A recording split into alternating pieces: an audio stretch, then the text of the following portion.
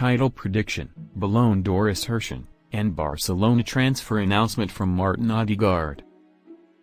After falling short of expectations at Real Madrid, Martin Odegaard first joined Arsenal on January 27, 2021, and later signed a permanent contract that summer. Martin Odegaard moved to Arsenal from Real Madrid 2 years ago on a temporary loan agreement that would last through the end of the 2020-21 campaign. On January 27, 2021, the Norwegian, who was once considered one of the most gifted young players in Europe, made the loan move to the Emirates Stadium after finding it difficult to get into games at Los Blancos. In a difficult 6-year period, Odegaard had only earned 11 first-team appearances and was completely out of favor in Madrid. Pressing the subscribe, like, and/or comment buttons and sharing with your closest friends will help support this channel. Many thanks. Despite the fact that he did spend some time on loan, including spells at Real Sociedad and Vitesse, there was some risk associated with the deal due to Odegaard's lack of senior opportunities in his professional life. Under Mikel Arteta, the dressing room was struggling in transition until Odegaard entered. Arteta was under a lot of pressure as a result of the Gunners' early elimination from domestic tournaments, struggles in Europe, and poor Premier League performance. With only 2 goals in 20 appearances across all competitions on his 6-month loan, Odegaard didn't exactly shine at the Emirates. However, Arteta was impressed enough with the Norwegian international to sign him permanently for about £30 million on a long-term contract.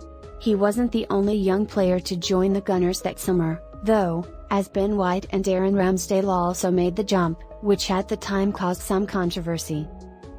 Despite a shaky start to the 21-22 season, the Spaniard managed to get Arteta ticking as they mounted a top-4 drive.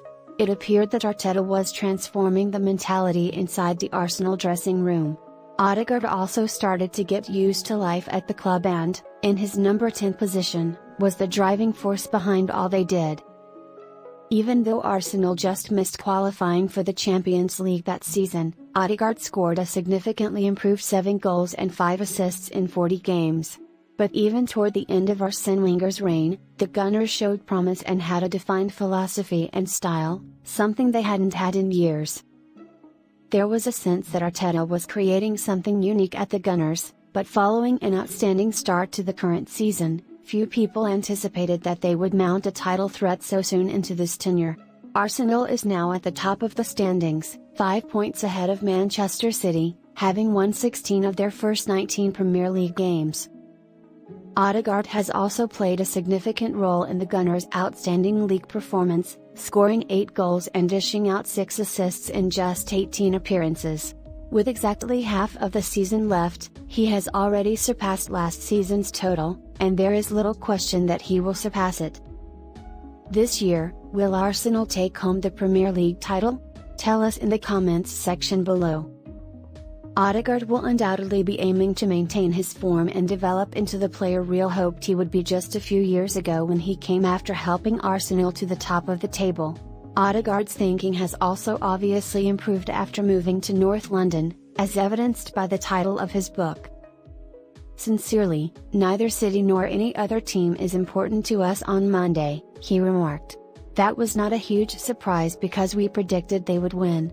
We only concentrated on our game. We have a unique sensation from how we defeated Manchester United, which will also be helpful. The season is lengthy. We still have a lot of games to play, so we need to maintain our composure and humility. The next game is our primary priority, and that's all that matters. We must maintain our focus. In 5 of his 6 league games, Odegaard has personally contributed with a goal, and his outstanding play has him being predicted to win the Ballon d'Or soon. It could be difficult for him to win because he would be up against players like Jude Bellingham and Kylian Mbappe for the honor, but anything is possible in football. One of the illustrious Invincibles and former Gunners defender Lauren talked highly of Odegaard's future and congratulated him for his weekly conduct. The Frenchman described his performances as nothing less than amazing. Odegaard was not a cheap player, but he has been outstanding and still has more to show, Lauren stated in an interview with fair betting sites.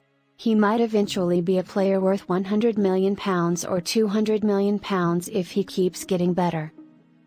I can see Odegaard competing for the best individual honours, including the Ballon d'Or. The team's accomplishments are fostering his development. I think Odegaard will one day rank among the finest players in the world if Arsenal wins the Premier League and does well in the Champions League the following season. Odegaard has 2.5 years left on his contract and is doing well for the Gunners, yet he is still rumoured to be leaving the team. The playmaker was expected to return to Real Madrid earlier this month, but the rumours appear to have died down.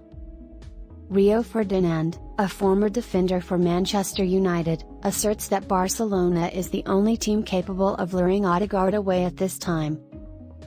Ferdinand claimed on his Vibe with 5 podcast that he is currently likely his player of the year.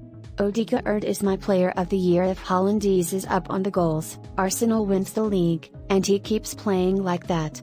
He only travels to places like Barcelona. If they enter, the discourse changes.